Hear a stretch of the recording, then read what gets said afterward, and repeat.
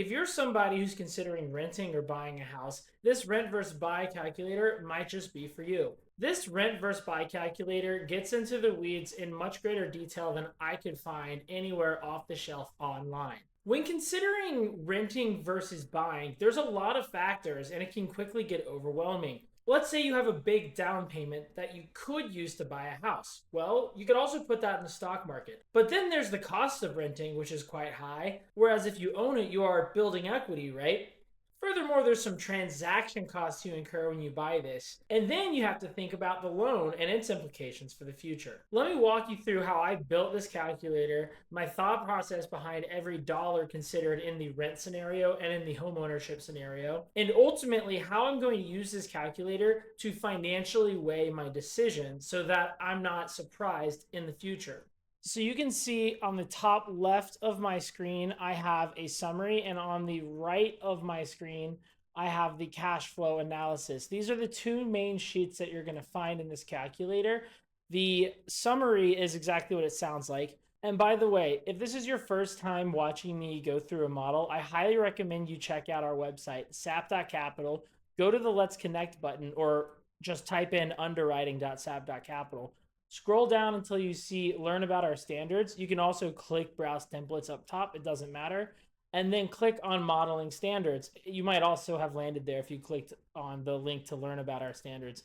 But here you can see the definitions of things in our models that are common across all of them. So blue's always an input cell. Black's always a formula. Green font, so this is a green font, is a link to another sheet. And purple is going to be like a text comment. You can see some purple cells where I've included a little bit more explanations on things for concepts you may not be familiar with. There's a couple of other high-level things that apply there, but if this is your first time looking at one of our models from SAP Capital Advisors, you should check that page out. Anyways, back to the model. So all the blues are inputs. So starting in the top left, you have the main stuff. So my home value, I would bid at 490. The current ask is 499. Loan to value, I'm getting 80% from a lender. The fees, I'm running at 1% of loan value for the loan fees. And then the other fees, I'm running at 2% of the total home value. Now, I'm also going to ask the seller to pay for all of the closing costs. So that's another seller credit. So the seller is going to be netting 476 to 80 on this. It's a pretty soft market right now, and I like this property. The loan is going to come in at a 360-month amortization period. That just says if you actually held the loan for 360 months or 30 years, you would pay it off completely with your typical payment schedule, which at a 6.625% fixed rate amounts to a P&I payment of $2,510. Now, if we hold this property for 5 years, your average interest payment is going to be 2.1K. Of course, the amount that is interest in each payment changes every month. But if we change this to a 360-month hold period, you'll see that for the whole loan, if you did buy this property and have the loan through its entire life, you would average $1,421 in interest. But let me just flip back to a 5-year hold because that's more of the life cycle that applies to me. So that's the loan assumptions. Hopefully that makes sense. We'll get more into this later and how it gets factored into our 5-year projections. In the middle here, you have monthly cost comparisons. So when you own a home, on top of the payment of 2.5K, right, you have some other costs. So these other costs amount to 1.3K, and I'll get to that in a second. But your total payment on the loan is 2.5K, and then your other costs total to 1.3K. So every month, if you buy this thing, you're going to be paying out $3,840.73. That's just a fact. Now, these other items include property tax, hazard insurance, mortgage insurance, HOA fees, and then what I've added in as a maintenance reserve. Now, you should definitely be setting aside some pennies every month for maintenance items. This is just something that you have to watch out for. I've put in $6,000 a year. I'm looking at a townhouse. The HOA is crazy on this one. And then what you have now down here, so you've got 3.8K of total payment. Equity building on average is $409. So that's basically like your average amortization over 5 years. And then your cash burning amount is going to be basically your interest plus all these other costs, things that don't come back to you ever, right? Because amortization, you get that money back in the sales price.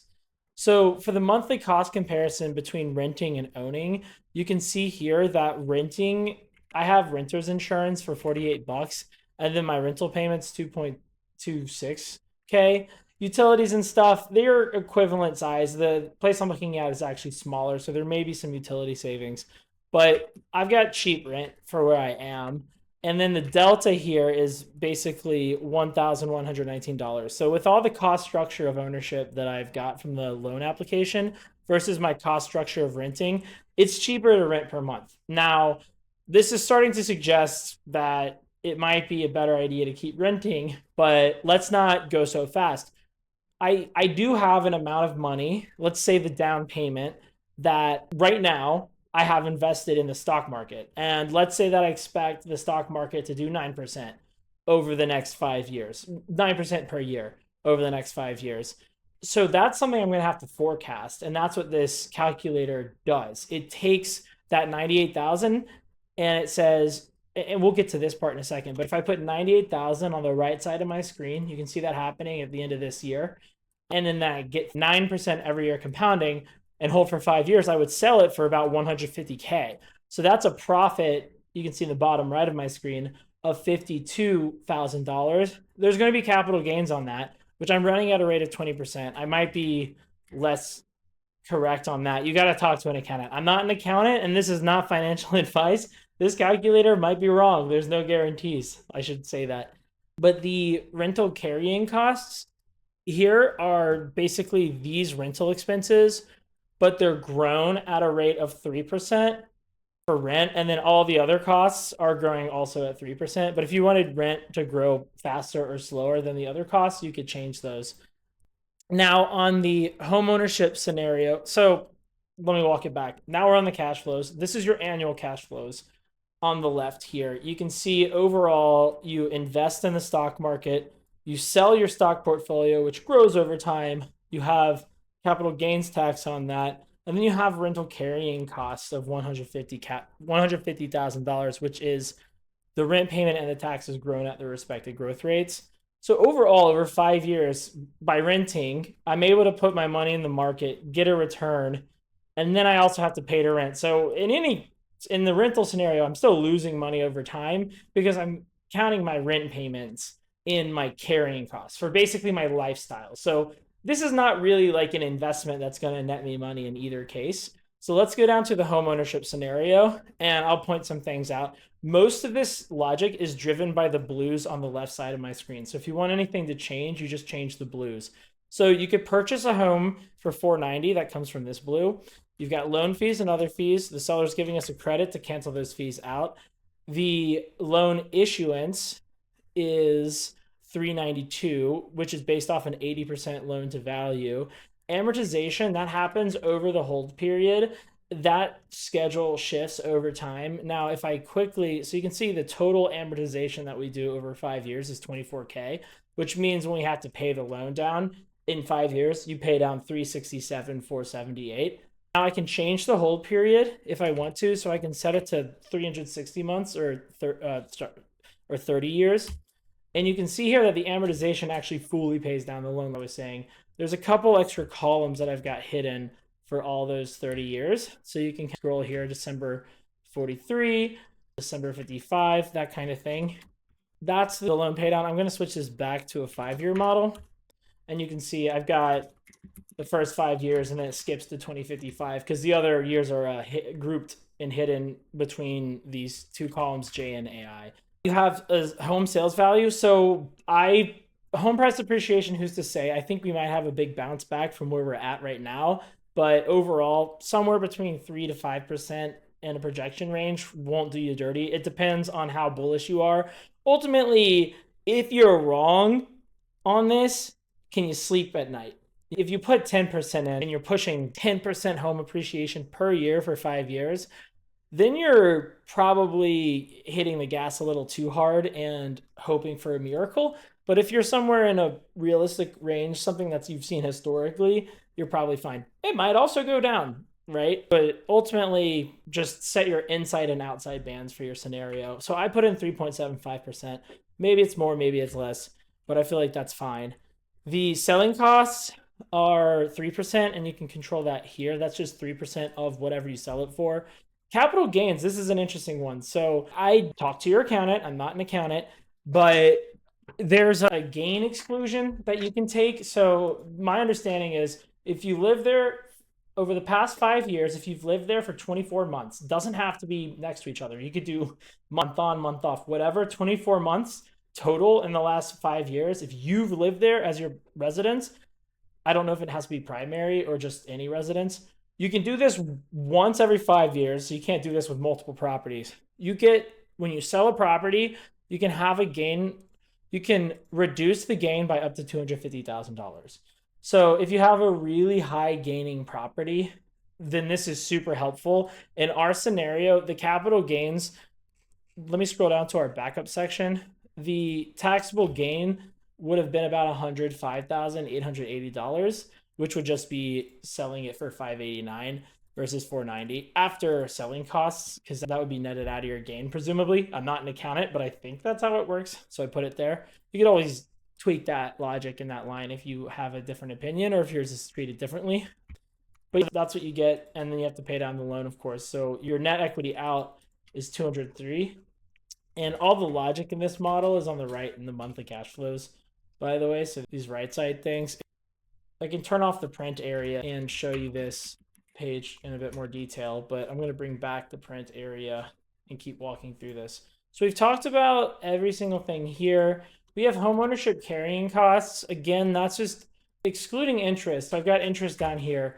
So you have to have total home ownership carrying costs, which represent these costs that we've outlined and your interest. I've got them broken apart so it's easy to see, but just off the bat, you can tell over 5 years, when it just comes to lighting money on fire, we're talking about $213,000 on the home ownership side versus $150,000 on the rental side. So you are lighting more money on fire. The real question is between the lack of capital gains tax and the appreciation that you get on a home, which profit balances it out more. All right. So now we have the backup sections, which I'm not going to spend really any time on. You can poke around these. If you want to look at the math better and understand how we build these sorts of calculators, you can go to the right and see that. The rental scenario has stock market gains calculated as well at that compounding rate. The homeownership has the backup carrying costs here, and it has the monthly loan schedule here, which helps us calculate our interest on the beginning balance, which you can see. And then this is our gain. I should call it a capital gain calculation so that you guys can understand what that even is. And so that's that. So let me bring it back. So I just shouted a bunch of numbers at you. So let's talk about punchlines, because you might have a decent understanding of what I just said, but I may have lost you somewhere there, and that's totally fine. I think it's good to sit down and read through each one of these lines and understand that if it's on cash flow between these rows here, then that's all you need to understand is when do these cash flows happen, how big are they, and why. And that's the model. On the left side, you can see the things that control all of those questions. And a lot of that's implicit. When you buy, that's usually on the very first month of the cash flow projection period. But I digress. The next section is a net present value. Now, if you're not familiar with net present value, Investopedia has good resources for understanding those things. That's outside the scope of this video. But you apply a 10% discount rate to the cash flows to bring them back. So it's almost like degrowing them by 10%. So if something's 5 years out, you degrow it 10% every 5 years to get to what dollar amount today would get you there. So when you look at all your profits in both cases, and I'm just going to skip to this total. So when you NPV it, your rental scenario is like today, if you just lost $130,000 today at 10%. And homeownership scenario is as if you just lost $160,000 today. So like I said, neither of these are profit-making enterprises. They're both losses. The question is, which one's the minimal loss? And the answer is the rental scenario is clearly the minimal loss. Now, that's on an NPV basis, which is impacted by time. So if you have a big cash flow further out, it's worth less today. And that's why when you see the no NPV simple profit scenario, which is just to help you wrap your head around things. So you can see here, rental is negative 109 here also in the projection scenario. The homeownership scenario, you've got negative 132, and then you can see negative 132 there. So the grand totals for both cash flows are what I'm calling this total profit bar right here. The two components of it are, I'm calling it profits before carry, which is like buy the thing and pay costs, sell the thing and pay costs, without taking into account the carrying costs. But obviously the carrying costs are super important. And you can see here, the homeownership case on simple dollars is $61,000 more over 5 years, or $12,000 a year to deal with, just to have to live there to own it. And then the MPV is 50K in today's money. So obviously, again, degrowing it, the amounts each year. And when I say degrow, I really mean monthly. So again, the backup cash flows for this are on a month by month basis. So this is a very accurate representation of these values.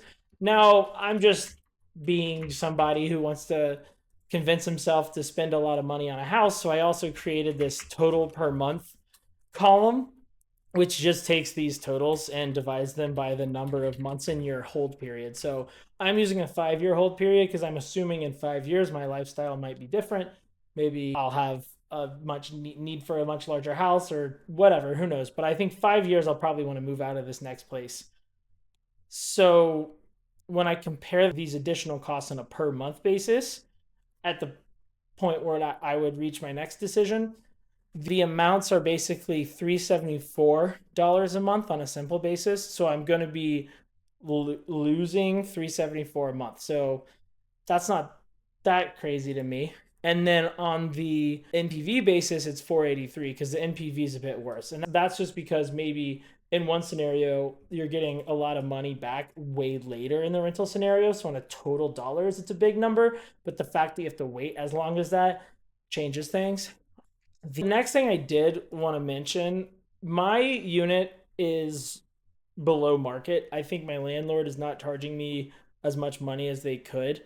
I hope my landlord does not follow this YouTube channel.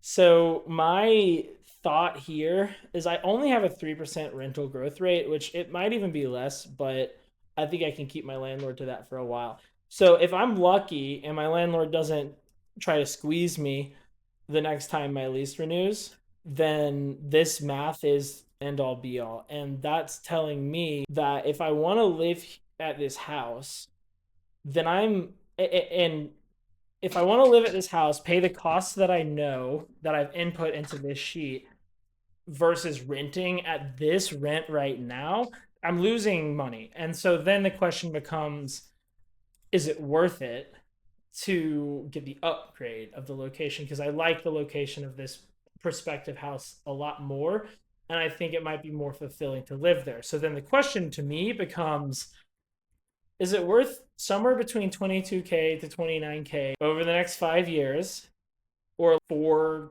to $5,000 a year extra for the luxury of owning a house and for living there? Now, keep in mind, I do have maintenance reserves. So when I say that 6K a year number, I am including maintenance reserves in that number. So the question is basically, do I want to pay more money overall after factoring in all these gains and investments and returns?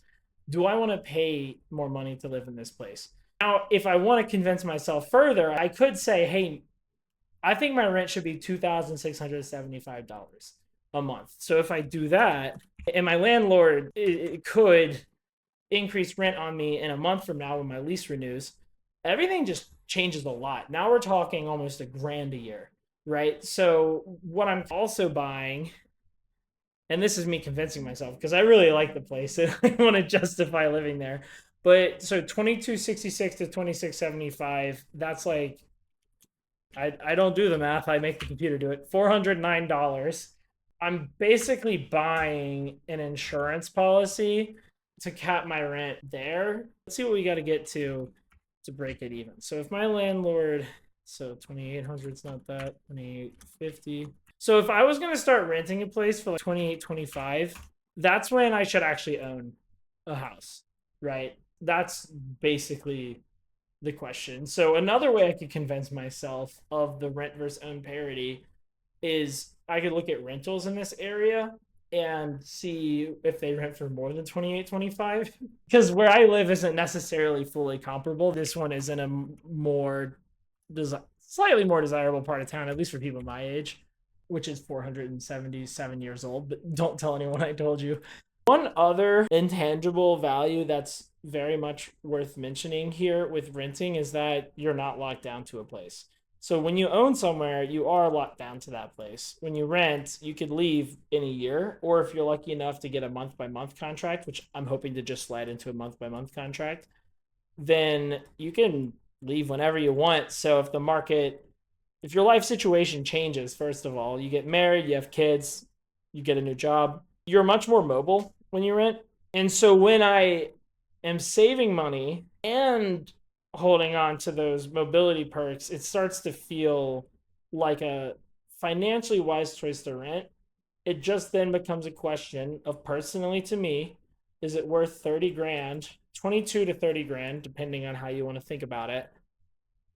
Is it worth that much money to live in a different neighborhood? So that's the question. That's what this model helps you answer. In your scenario, your rates could be totally different. Your price could be totally different. Your ownership costs, maybe you have no HOA, right? That's an expensive HOA. Your rent might be different. Who knows? You might be moving out into a less desirable part of town, in which case this could scream that you should own. Renting is costing you too much. So the cool thing about this calculator is if you give it the right inputs, it'll be able to give you the right answers. And for this comparison period, I like 5 years because I might move after 5 years. I would set it to the amount of time that you think you would most reasonably live there. As far as capital gains goes, if you don't want to deal with that, or if for some reason it doesn't apply to you, you can just zero it out and that'll turn it off. Everything else should be pretty self-explanatory. I think the easiest way for me to justify this purchase for myself is if I set my home price appreciation a little bit higher and I set my rent to more market rent, then it starts to make a lot of sense. So this is a tough one for me. So hopefully yours is a little bit easier to figure out, but I hope that you can see the value of really thinking through finances. And if you happen to invest in real estate of other types, I'll pull up our website one more time. We have model templates for all sorts of sectors. I was just clicking on our multifamily template there. We have pricing plans that probably work for different needs. So check us out. I'm Edward Sapp. I'm the founder of Sapp Capital Advisors. You can find us online at Stock Capital, or you can just hit subscribe and like this video. That means a lot too. Leave a comment with anything, maybe if this helped you out. If you'd like to download this file, you can just comment download, and I'm happy to send it your way. Thanks.